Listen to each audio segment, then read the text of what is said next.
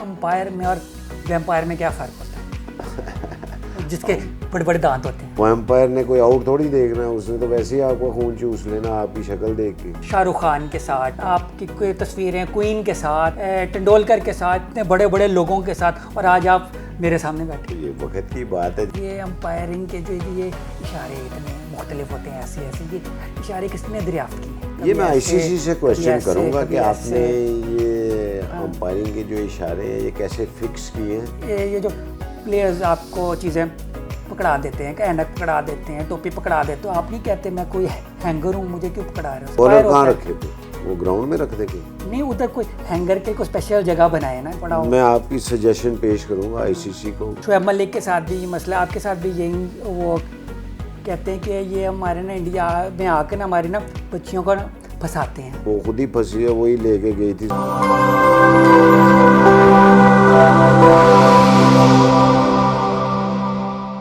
अस्सलाम वालेकुम नाज़रीन, मैं हूं शेख कासिम और आप देख रहे हैं MYK न्यूज़ टीवी। आज जिस गेस्ट के साथ मैं इंटरव्यू करने जा रहा हूं उनका नाम है असद रऊफ़ और ये अंपायर हैं, बहुत ज़बरदस्त। कैसे हैं? अस्सलाम वालेकुम सर। वालेकुम अस्सलाम शेख साहब, कैसे हैं आप? मैं ठीक ठाक हूँ। और मेरी तरफ से व्यूअर्स को भी सलाम जो ये अराउंड द वर्ल्ड देखेंगे और या देख रहे हैं। बिल्कुल सर, मुझे बताएं सबसे पहले आपको कैसा लग रहा है? आप शाहरुख खान के साथ, ठीक है, आपकी कोई तस्वीरें क्वीन के साथ, आपकी तस्वीरें तेंदुलकर के साथ, इतने बड़े बड़े लोगों के साथ, और आज आप मेरे सामने बैठे। तो ये वक्त की बात है, जब उनका टाइम था मैं उनके साथ काम कर रहा था, उनको मिलने का जब टाइम आया उनसे मिल रहे थे। अब टाइम वो निकल गया, अब आपका टाइम है, शेख कासिम का टाइम है, तो मैं आपके सामने हूँ। तो ऐसे तो नहीं कहेंगे पूरा टाइम चल रहा है, ऐसा तो नहीं कहेंगे ना? नहीं, पूरा टाइम ये लोगों का कॉन्सेप्ट है कि पता नहीं असद रऊफ़ ने लंडे का काम शुरू कर दिया तो वो पता नहीं किसी गुर्बत के दायरे में आ गए हैं। तो ऐसी कोई बात नहीं, अल्लाह का शुक्र है आप आए हैं तो आपने खुद ही देख लिया है कि अल्लाह का शुक्र है, कोई ऐसी बात नहीं। यस, वही मैं देख रहा हूँ, ये बड़े महंगे महंगे कपड़े हैं और ये सिर्फ लंडे के यूज़ नहीं है, ये बल्कि नए भी हैं कपड़े। ये मेरे ब्रांडेड कपड़ों का भी काम है, मेरे नए कपड़ों का भी काम है। अब लोगों को अगर लंडे का ही बताया गया तो मैं तो लंडे को भी इतना, पाकिस्तान में लोग समझते होंगे कि लंडा पता नहीं क्या है। मेरा ख्याल है जो लोग लंडे के कपड़े पहनते हैं वो बड़े अक्लमंद होंगे कि उनको क्वालिटी और उनको प्राइसेस इतनी कम मिलती हैं। तो आप मुझे बताएं, लंडे के काम से, ठीक है, फिर काम अपने कर रहे थे तब भी आपका अच्छा चला था, फिर आप अंपायरिंग की तरफ आ गए, फिर दोबारा वापस इधर आ गए, तो ज़्यादा बेहतर कौन सा आपको लगा कि यार वो ज़्यादा मज़ा आता? देखिए, ये मेरा परमानेंट काम है, ये मेरा परमानेंट बिजनेस है। ये मैंने तब शुरू किया था जब मैं 1997 में नेशनल बैंक में ग्रेड 3 ऑफिसर भी था। मैंने 15 साल नेशनल बैंक से क्रिकेट खेली भी है, मैंने 3 साल रेलवे से भी खेली है, मैंने 3 साल पाकिस्तान कंबाइंड यूनिवर्सिटी का कलर होल्डर भी हूँ मैं। तो आप मेरी लाइफ को इतना ईजी ना लें, ये लंडा जो है ये वो काम है जो जिसने मुझे मेरी लाइफ में स्टैंड किया था। तो मैंने ये काम 35 साल पुराना है और आप अंदाज़ा लगा लें कि मैंने बैंकिंग छोड़ के ये काम किस लिए शुरू किया। इस काम में मुझे मार्जिन अच्छा है, इस काम में मेरा नॉलेज है, और पाकिस्तान में वो काम करना चाहिए जिसके बारे में आपको नॉलेज भी हो। वो काम कभी हाथ ना डालें जिसका आपको पता ही नहीं है, वो फिर पैसा आप लगाएंगे, पैसा तो माल सारा स्टाफ खा जाए। पहले ना लंडे के कपड़े बड़े सस्ते मिलते थे, छोटे छोटे कम पैसों में आ जाते, अब तो लंडा इतना महंगा हो गया, तो इतने महंगे कपड़े क्यों हो गए लंडे के? नहीं, आप फिर भी कंपेयर करें, वो पाकिस्तान में उसकी प्राइसेस अभी भी पाकिस्तानी कपड़ों से बहुत कम है, मगर इसमें ग्रेडिंग है, इसमें डिफरेंट ग्रेड के काम हैं। इसमें ए ग्रेड भी मिलेगा आपको, जी ग्रेड भी मिलेगा। अब देखिए डिफरेंस भी बड़ा है। लोगों को कहेंगे ना लंडे का काम कर रहे हैं, लोगों के साथ यार बड़ा गुर्बत वाला काम कर रहे हैं। आप कहेंगे ना यार मैं सेकेंड हैंड क्लोथिंग की इंपोर्ट कर रहा हूँ, तो वो कहेंगे वो बड़ा इंप्रेस होंगे यार सेकेंड हैंड क्लोथिंग, या फिर आप कहें मैं यूज्ड क्लोथिंग का काम कर रहा हूँ। और आपको मैं बताता चलो ये दुनिया का सबसे बड़ा बिजनेस है इस वक्त। नॉर्दर्न एरिया में तो लोग ठंड से मेरे हाल ठठर के ही मर गए, क्योंकि आपको पता है ओवरकोट कौन ले, यहाँ पे कौन बना रहा है, कौन ले रहा है, जैकेट, स्वेटर, मफरल, ऊन की टोपी, वूल की जुराब में, ये सब लंडे में ये पाकिस्तान में नहीं बनता कुछ। अच्छा, आपको पता मैं भी खुद ना पहले लंडे के कपड़े लेता था, पहनता था, मगर जब से ना ये जो है ना अमेरिका ने, ठीक है, मुदाखलत किया है ना, तब से ना मैंने लंडे की ना चीज़ें लेना छोड़ दी हैं। तो आपका भी माल अमेरिका से आता है या और किसी मुल्क से आता है? नहीं, ये इम्पोर्टर मंगवाते हैं। कौन से इम्पोर्ट मुल्क से? सारी दुनिया से आता है भाई, अमेरिका से भी आता है? कनाडा, यूरोप के तमाम मुल्कों से, ऑस्ट्रेलिया से, ये सारी दुनिया से आता है ये कपड़ा। पाकिस्तान सबसे बड़ा इम्पोर्टर है यूज क्लोथिंग का। आपके पास कहाँ से आता है, किस मुल्क से आता है? जब वो रिटेलर को बेचते हैं होलसेल में, आप होलसेल में पता है कौन इन्वॉल्व है? पाकिस्तान के जो बड़े बड़े कारोबारी मेमन हजरात, वो बहुत बड़े इम्पोर्टर हैं ये यूज क्लोथिंग के। और फ्री जोन कराची में उनके बहुत बहुत बड़े वेयर हाउसेज हैं। तो वो ये लोग जो मंगवाते हैं, जो इंपोर्ट करते हैं, वो आगे रिटेलर को सेल करते हैं। ये पाकिस्तान में इसकी रिटेल की मिलियंस ऑफ शॉप है। अच्छा मुझे बताएं, अंपायर में और वैम्पायर में क्या फ़र्क होता है? अंपायर और वैम्पायर में? वैम्पायर का क्या वो मतलब? जो खून चूसता है जिसके बड़े बड़े दांत होते हैं। वो तो आपने देखे होंगे, मैंने तो वैम्पायर वो नाम मिलता है ना, अंपायर वैम्पायर। मुझे लगा शायद जो अंपायर है वो वैम्पायर से निकला आप है। अंपायर का मुआवजा उससे करना चाह रहे हैं, तो अंपायर तो खून चूसने वाला कोई काम नहीं करता। नहीं, वो नाम मिलता है ना। लेकिन ना कोई अंपायर किसी को आउट दे देता है तो वो प्लेयर यही कहता है ना, ये मेरा खून चूस रहा है। मेरे यार, आउट देने में खून चूसने वाला कोई कॉन्सेप्ट तो नहीं है। अब प्लेयर ने गलती की है तो उसको उसका खमियाजा भुगतना पड़ रहा है। अंपायर की उंगली तो खड़ी होनी है। तो वैम्पायर ने कोई आउट थोड़ी देखना है, उसने तो वैसे ही आपको खून चूस लेना आपकी शक्ल देख के। हाँ, तो अब मुझे पता, आप इतने अरसा आपने अंपायरिंग की, तो आपने उंगली उठा के आपकी उंगली थक नहीं गई? ये एक मेरी जॉब है।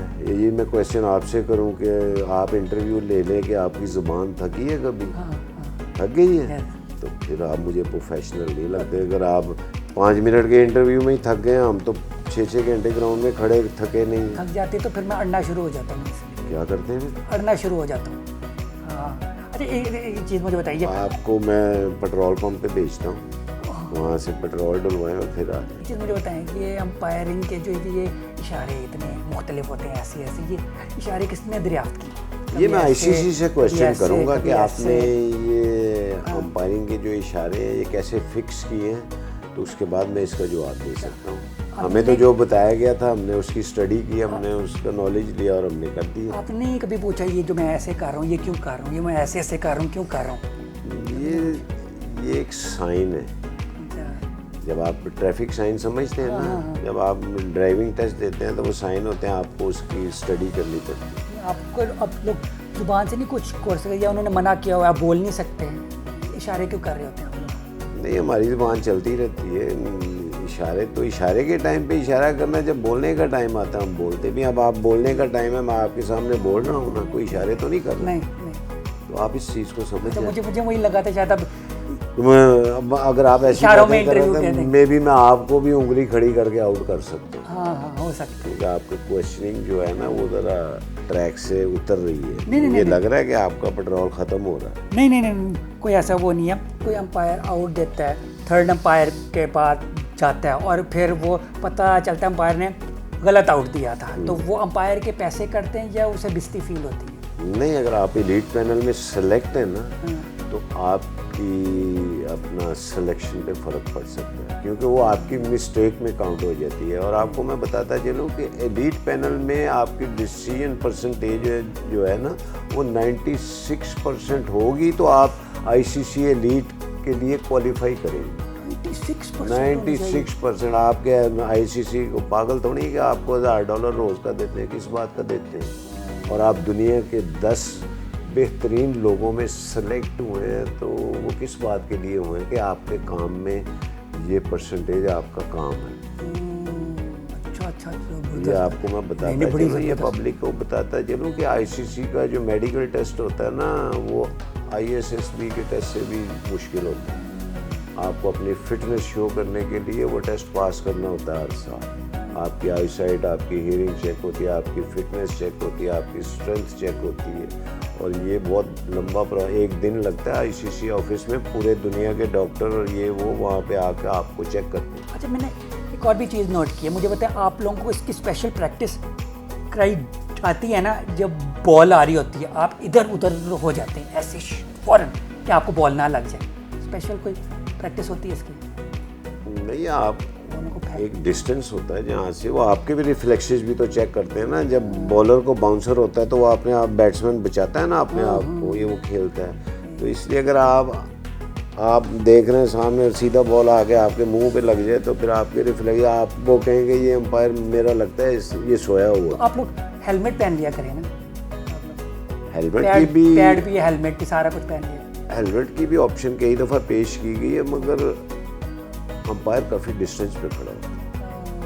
अगर उसको 22 गज से नज़र नहीं आता बॉल आता तो फिर अंपायर को अंपायरिंग नहीं करनी चाहिए, वो कोई और काम करना चाहिए। तो मैंने नोट किया कभी कभार आप ना रंग लगाते हैं वाइट वाला, उससे क्या होता है? सफेद रंग लगाने से इधर इधर वो सन की वजह से वो सन क्रीम होती है, वो सन क्रीम होती है, वो सन से बचने के लिए, क्योंकि कुछ मुल्कों में लाइक वेस्ट इंडीज़ या ऑस्ट्रेलिया के कई ऐसे मुल्क हैं, कई ऐसी जगह हैं जहाँ पे सूरज बहुत तेज़ होता है, उसकी चमक बहुत ज़्यादा होती है। वेस्ट इंडीज़ ज़्यादा वो हमारे जैसी लगती है। स्किन को भी प्रॉब्लम होती है। तो वो सिर्फ यहाँ क्यों लगती है आपको, बाकी जगह क्यों नहीं? तो बाकी तो फेस पे ही लगानी है को, आपने बॉडी पे तो कपड़े पहने होते हैं, बॉडी पे थोड़ी लगा लेनी है आप। ये भी है। तो वो इफेक्ट यहाँ पे ही करती है ज़्यादा। और आपको पता है कि वेस्ट इंडीज़ में आपको फ़ौरन कहा जाता है कि गर्मियों में आप ब्लैक गॉगल्स इस्तेमाल करें। मुझे नहीं पता, मैं नहीं गया। तो आप जाएं ना, या जाएं नहीं तो कम से कम वहाँ के ये जो क्वेश्चन है इनका आंसर ढूंढें कि इसकी रीज़न क्या है। क्योंकि प्लेयर्स ने लगाई होती है वहाँ पे स्किन कैंसर सूरज की वजह से काफ़ी होता है, तो उसका बचाव का तरीका है। ठीक। अच्छा, ये जो प्लेयर्स आपको चीज़ें पकड़ा देते हैं, ऐनक पकड़ा देते हैं, टोपी पकड़ा देते हैं अपनी वगैरह, ठीक है, कपड़े भी पकड़ा देते, तो आप नहीं कहते मैं कोई हैंगर हूँ, मुझे क्यों पकड़ा रहा है सर?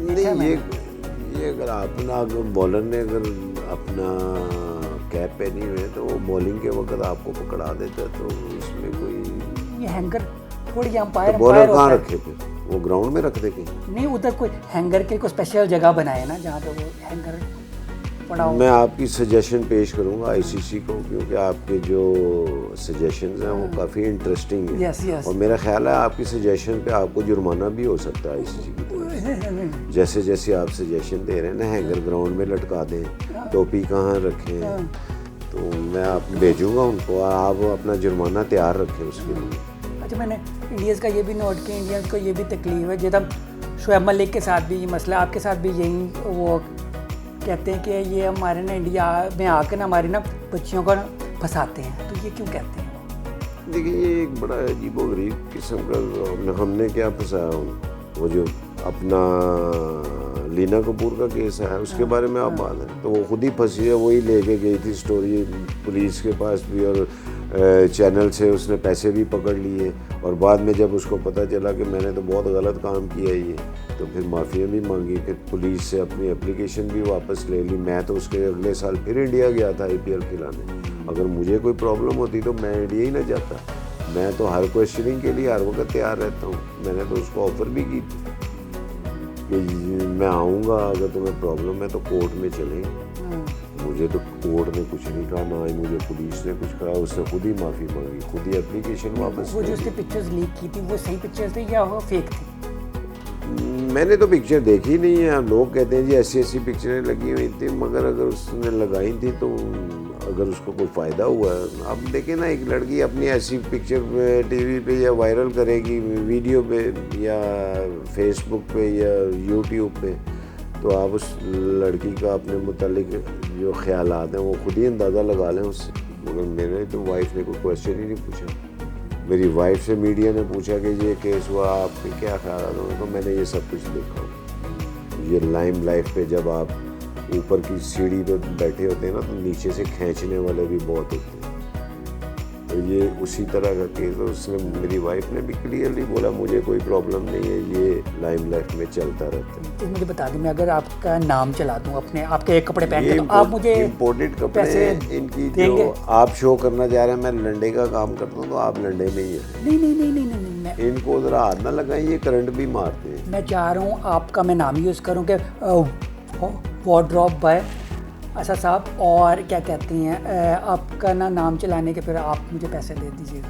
मुझे आपके क्वेश्चन की वजह से समझ नहीं आ रही। चलें छोड़ें चलें, कोई ऐसा मसला नहीं है, शौक को वो करता हूँ ख़त्म, ठीक है। हाँ। आपका टाइम बड़ा मैंने लिया, शुक्रिया बहुत बहुत। मुझे कह दें कि वो शॉप पे आएंगे तो मुझे आप कपड़े फ्री में दे देंगे। हाँ, फ्री में दे देंगे। आप कोई इतना भी आपने कोई काम नहीं किया कि आपको कोई फ्री दिया जा सके। चलें। तो ये मेरा कारोबार है, कोई गिफ्ट शॉप नहीं है। मैं इतनी दूर से आपके पास आया हूँ, मुझे लगा था तो आपको चाय पिलाई है, आपको मिठाई खिलाई है, पानी पिलाया, और चलें। आपको क्या को पे भी कर दूँ कुछ? नहीं ठीक है, ठीक है। तो मैंने चेक भी लिख दूँ आपके लिए? मैं कहता कोई शर्ट मिल जाएगी गिफ्ट, चले कोई ऐसा मसला चलें नहीं जी। है। इसी के साथ मुझे शेख कासिम को इजाज़त दीजिए, और सर आप भी खुदाफिज करें। मैं तो खुदा हाफिज़ कह चुका हूँ। मैं तो काफ़ी देर का, जो व्यूअर्स के लिए मेरे तो हर वक्त पैगाम होता है। मैं तो कहता हूँ ये इंटरव्यू ऐसा हो कि ख़त्म ही ना हो, मगर ये है कि अगर व्यूअर्स लाइक करेंगे तो मैं अपनी तरफ से खुदा हाफिज़ कह रहा हूँ।